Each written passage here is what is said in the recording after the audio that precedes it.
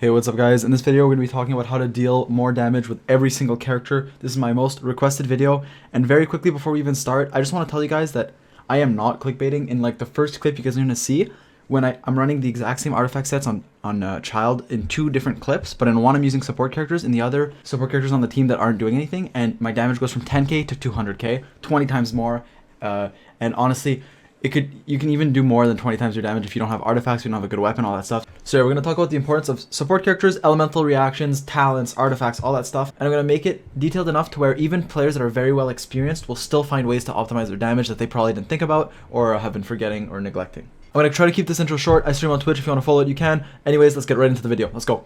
Okay, so what we're going to talk about now is supports and optimizing your elemental reactions. Now, if you guys don't think this is important, this is literally the biggest part of this video, the most misunderstood and most important thing, honestly, by far. Like, you guys will see, I'm going to show you guys how hard I can hit on this pyro plant with just nothing, just Child pressing Q, and then I'll show you guys how hard I hit a clip that I recorded in the past, where I actually use my supports. Now, keep in mind my weapon and my artifacts are the same in both videos, both clips. The only difference is that I'm using my supports. I don't use any food, I don't use any potions, nothing. It's just the power of supports and elemental reactions. Let's go.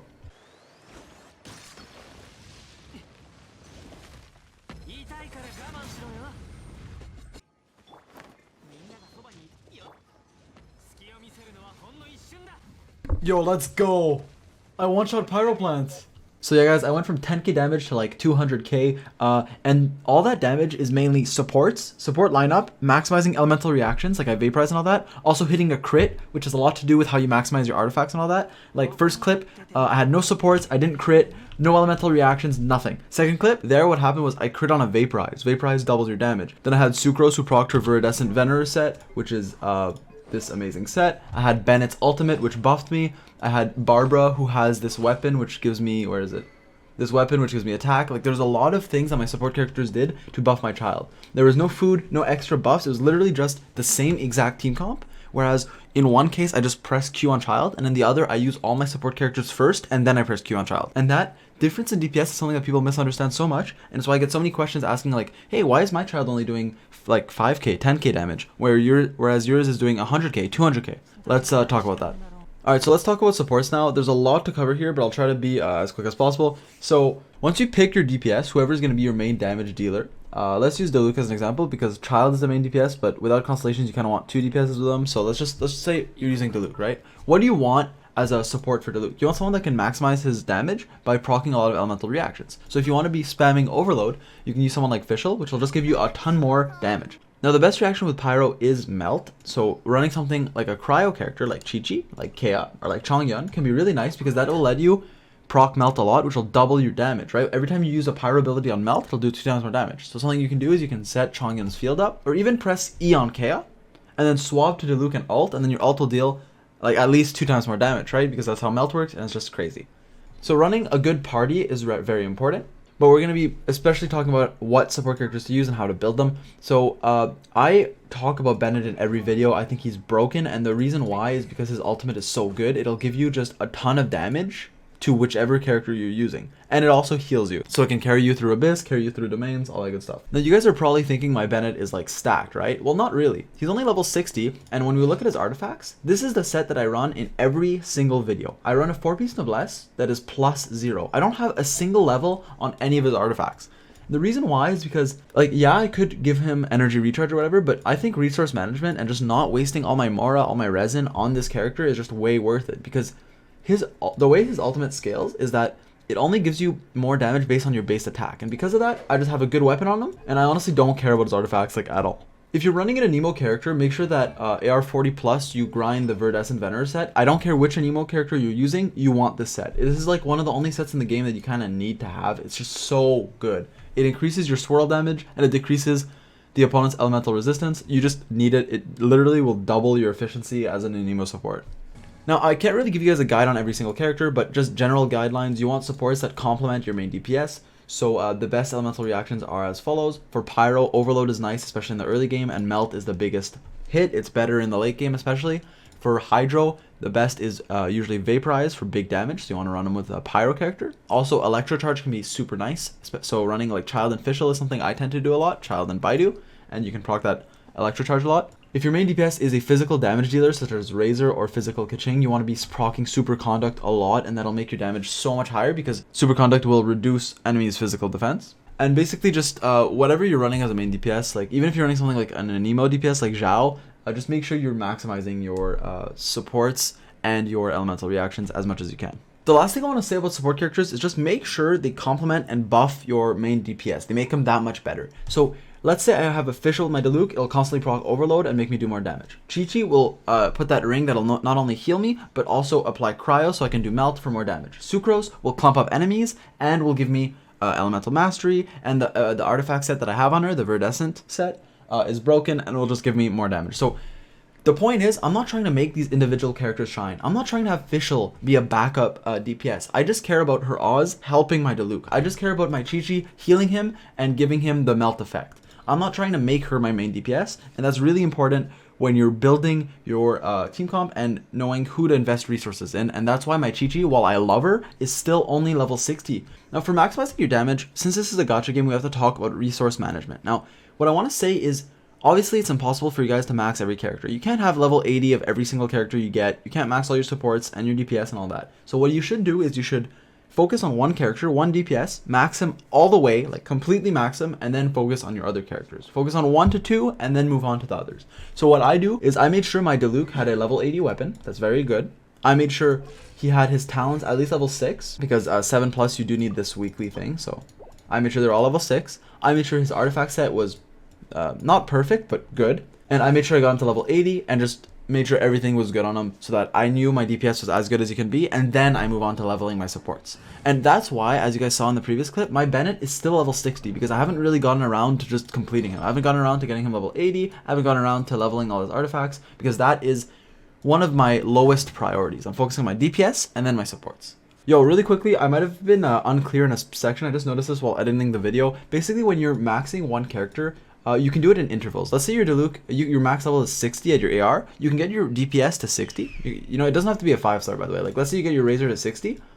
And then you can also start focusing on one other or maybe 2 other supports. Get them to like 50, 60. And then when you can ascend your character further, then only focus on your DPS again. Once he's maxed, you can go back to 1 or 2 supports and rinse and repeat. In this video, guys, I have to talk about artifacts. And don't worry, I'm not just going to be like, herder, level your artifact. I'll try to say stuff that you guys don't already know. I see a lot of people minimizing the importance of artifact sets, of substats, and of the goblet. Now, I think the goblet is the most important piece, and a lot of people will settle for like an attack % goblet, and honestly, on most characters, you really want something like a pyro damage, something like a hydro damage, because buffing your elemental damage is just so much better and can give you way, way, way more damage.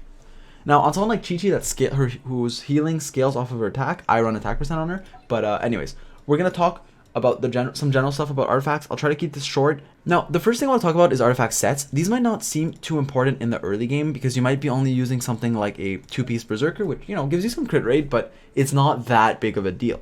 But in the later game, especially AR 40+, that's when you want to be going for good artifact sets. Something like this is just an amazing flower, but on top of that, it gives you the Bloodstained effect, which will give you 25% physical damage and increase your charge attack damage by 50% in certain scenarios. So getting these extra set effects will just maximize your damage and make you so much stronger.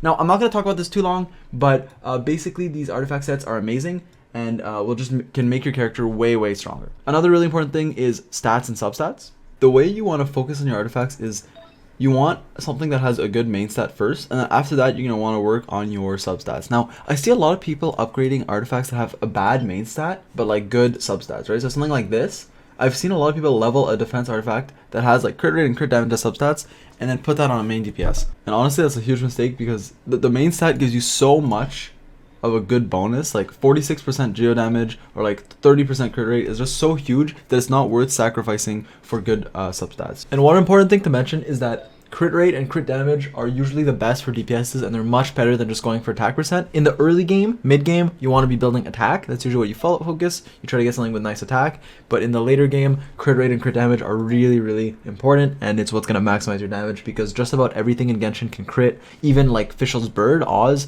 can crit. So literally on most characters that aren't like supports, most DPSs, and even some supports like Fischl, you do want to be running crit.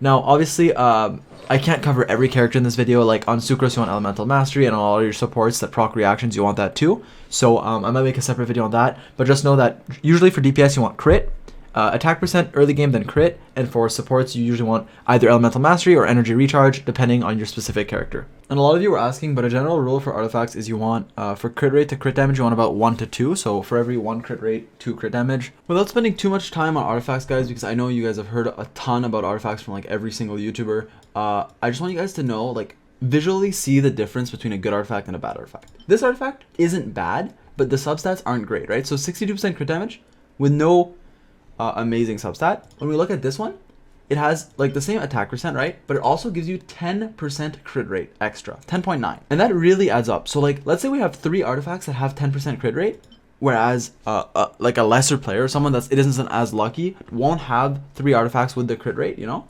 That is an entire artifact that you're missing out on, right? Let's look at this. This is a plus 16 circuit. It has 20% crit rate. And if we look at this one, plus 20, 30%. That means that if we have 3 crit rate substats at 10%, that's like we get another free artifact just from substats. And that's how important substats is on artifact, guys. And that's why just maximizing your artifacts, yes, it takes a while, and yes, it costs a lot of resin, I know that, but maximizing your artifacts will just give you so much more damage. And trust me, guys, I know how hard it is to get good substats on flowers. Like, I spent like a week farming 1 domain just to max 1 character. And that's why I'm telling you guys, or I'm gonna tell you in one of the next clips, that you need to focus on leveling 1 and maxing 1 character at a time. In my 20x damage, like the clips where I did 19.7 times more damage, which is basically 20, that is with exact same artifacts in 2 different clips. Now, when you add artifacts on top of that, you can do way more than just 20 times more damage. Like, if you didn't have artifacts, your initial damage would be so much lower.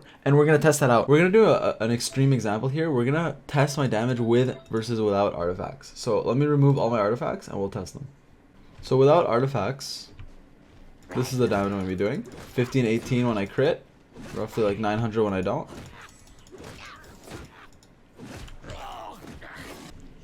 Alright, so now I have my artifacts equipped. That's literally double damage. Let's go attack some other mobs to see.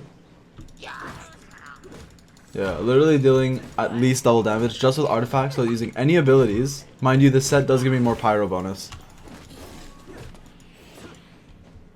Another really important thing, guys, is talents. Now, you guys might have forgotten about these or whatever, but talents are absolutely huge. I was leveling my Ningguang on stream yesterday, testing her out, trying to max her, and I was realizing my damage was pretty low, and then I checked and all my talents were level 1. I was like, oh, I completely forgot. So these talents, guys, are huge. Like, just leveling this tempered sword from 6 to 7 will increase every hit by like 12%. And that's insane because the Luke is someone that's gonna be attacking a lot very often. So just leveling this up is super worth it and something you need to do. It's actually something that I'm gonna do right after this clip.